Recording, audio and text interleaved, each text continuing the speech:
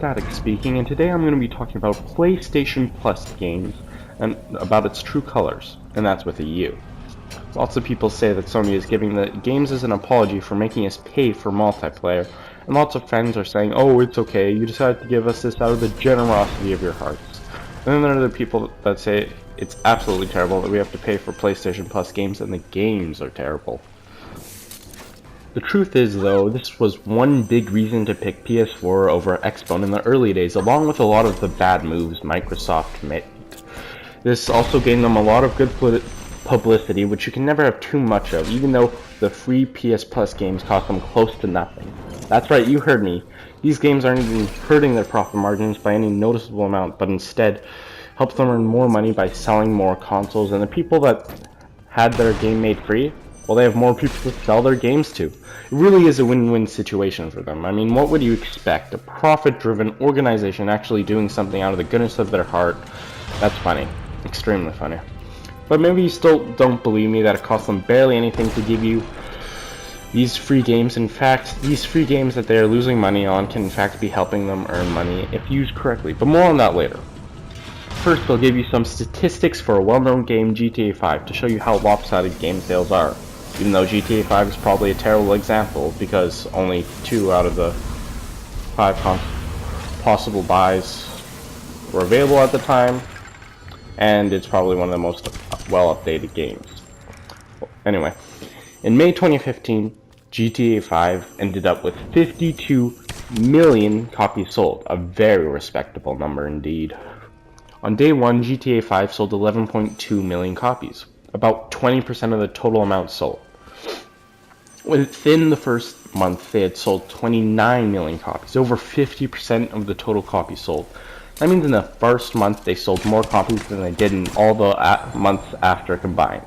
Crazy, right?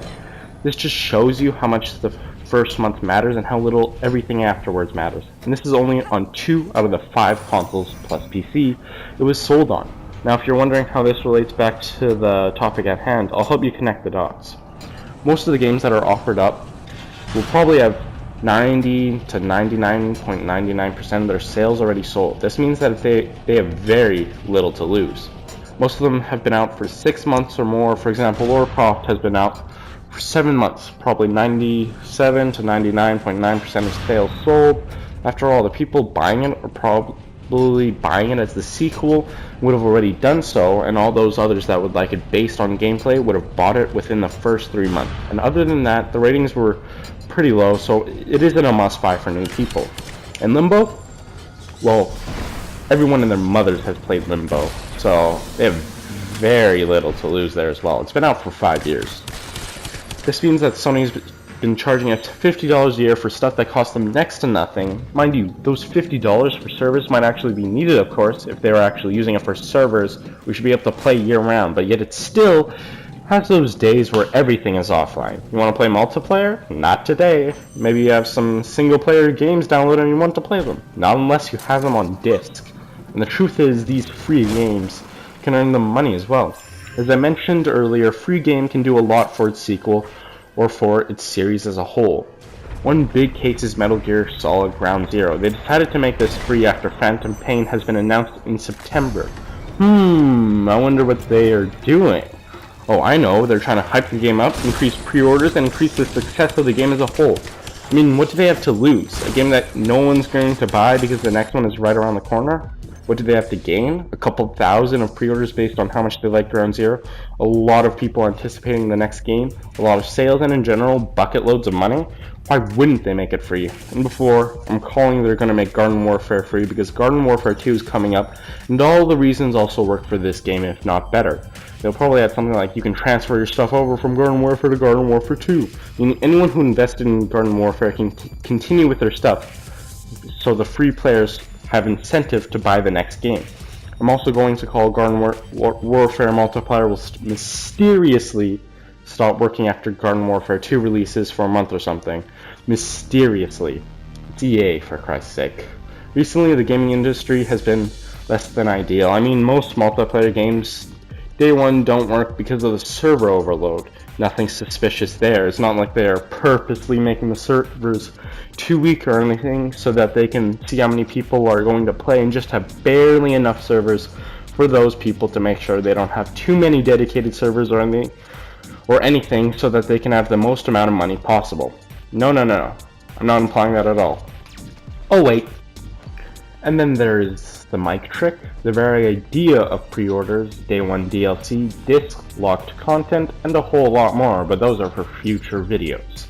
I'm also thinking of doing a video about League of Legends, something along the lines of League of Legends imbalancing making Rito money? Gasp! But that is for another video and for another time. And then there are microtransactions. Yeesh! Those things keep me up at night, keeping me afraid of what cruel form of punishment game developers can think of. And then there are full games with microtransactions.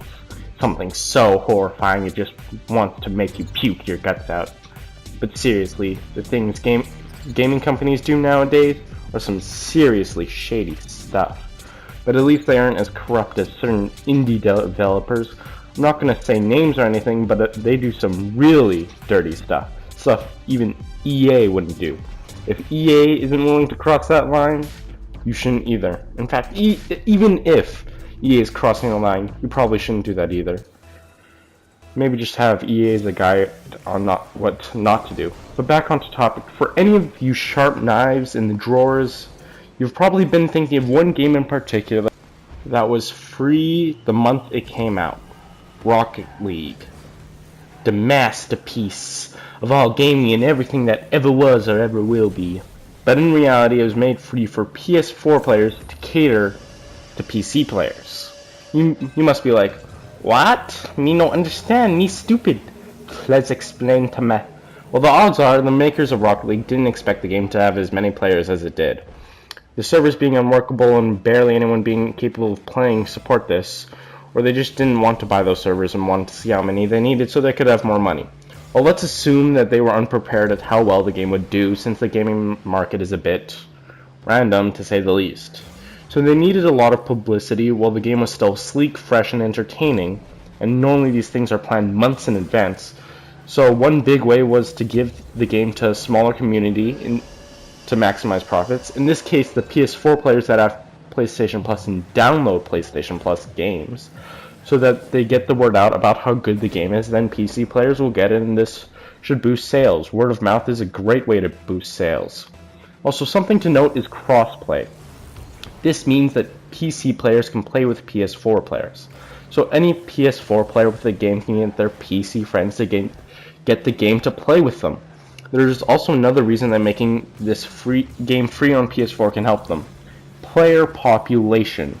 This is a major problem with online games that have multiple playlists, as the player base will be split up so much that wait times are forever, and you're likely to be playing with someone far away, meaning a lot of lag. So in order to get rid of this problem as long as possible, they decided to make it free for PS4 players, so that the PC players that actually spent money on the game, aka valuable customers, will have an optimal experience. That's what I mean. They were catering to PC players. But maybe you don't care about the reasons they do this, and you just care you got free games. Fair enough. To be totally honest, I like free games as well, because they're free. But anyway, this has been a video with Static Hero. If you enjoy what you saw, don't be afraid to give it a thumbs up. And if you're willing to help me grow my YouTube channel, I would love it if you could subscribe. It really means a lot to me. The rest is just gameplay. I assure you, it's just gameplay.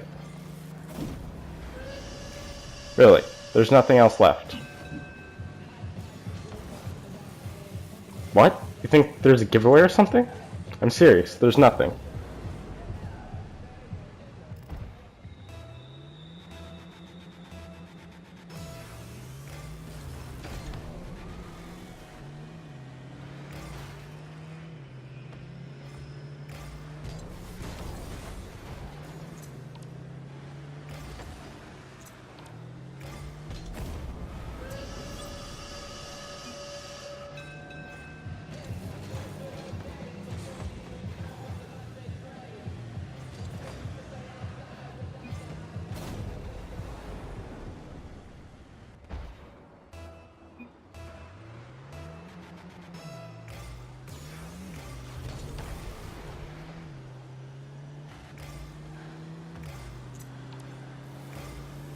Maybe you're still here for the gameplay?